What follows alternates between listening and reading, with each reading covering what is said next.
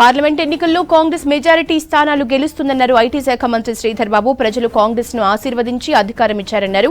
ప్రభుత్వం ఏర్పడిన 2 రోజుల నుంచే విమర్శలు చేస్తున్న బీఆర్ఎస్ 10 ఏళ్లలో ఏం చేసిందని ప్రశ్నించారు. పెట్టుబడులపై బీఆర్ఎస్ చెప్పింది ఎక్కువ, చేసింది తక్కువ అని విమర్శించారు. జిల్లాల్లో ఐటీ టవర్లు కట్టి వదిలేశారని ఫైర్ అయ్యారు శ్రీధర్ బాబు. పార్లమెంట్ ఎన్నికల్లో ఓడిపోతామనే భయం బీజేపీ, బీఆర్ఎస్ నేతల్లో మొదలైందన్నారు శ్రీధర్ బాబు. కరీంనగర్లో పర్యటించిన మంత్రి పలు అభివృద్ధి పనులకు శంకుస్థాపన, ప్రారంభోత్సవాలు చేశారు.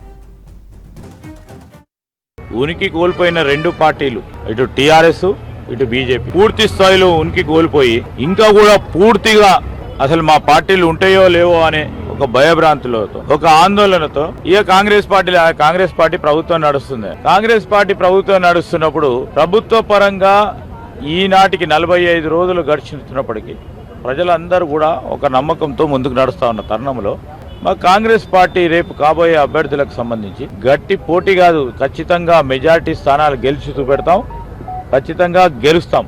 లేదు, ప్రతి మేనిఫెస్టో ఈరోజు మా కాంగ్రెస్ పార్టీకి సంబంధించి రివ్యూ చేస్తూ ఉంటారు. ఈరోజు ఏ విధంగా నడుస్తూ ఉంది ప్రభుత్వ యంత్రాంగం, కానీ ప్రభుత్వం ఇచ్చిన అనేక మేనిఫెస్టోలో పెట్టిన అనేక అంశాలు ఏ విధంగా ముందుకు నడుస్తున్నాయి, ఏ విధంగా ముందుకు నడిచే ప్రయత్నం చేస్తూ ఉన్నారు. దానికి తోడు నిన్నటి మీటింగ్ మాత్రము పార్లమెంట్ ఎన్నికలు వస్తున్న నేపథ్యంలో ప్రత్యేకంగా తెలంగాణ రాష్ట్రానికి సంబంధించిన ప్రజలకు సంబంధించి మేనిఫెస్టోలో ఏం పెట్టాలి, ఈరోజు ప్రజల ఆకాంక్షలను కూడా ఏ విధంగా రేపు రాబోయే కాంగ్రెస్ పార్టీ ప్రభుత్వంలో మనం ఏం పెడితే బాగుంటుందని చర్చ చేయడానికి వచ్చారు. చాలా మందితో కూడా సోషల్ యాక్టివిస్ట్ని అనేక మందిని కూడా కలుసుకొని అభిప్రాయాలను తీసుకొని ఒక సమిష్టిగా ఈరోజు ఈ రాష్ట్రానికి సంబంధించి కానీ కొన్ని కామన్ టాపిక్స్తో పాటు ఈ రాష్ట్రానికి సంబంధించిన అనేక అంశాలు కూడా మరి కేంద్ర అఖిల భారత కాంగ్రెస్ పార్టీకి సంబంధించిన మేనిఫెస్టోలో ఈ రాష్ట్ర ప్రజలకు సంబంధించిన సంక్షేమం, అభివృద్ధి రేపు కాంగ్రెస్ పార్టీ ప్రభుత్వం కేంద్రకు వచ్చిన తర్వాత ఏ విధంగా ఉండబోతుందని చెప్పడానికి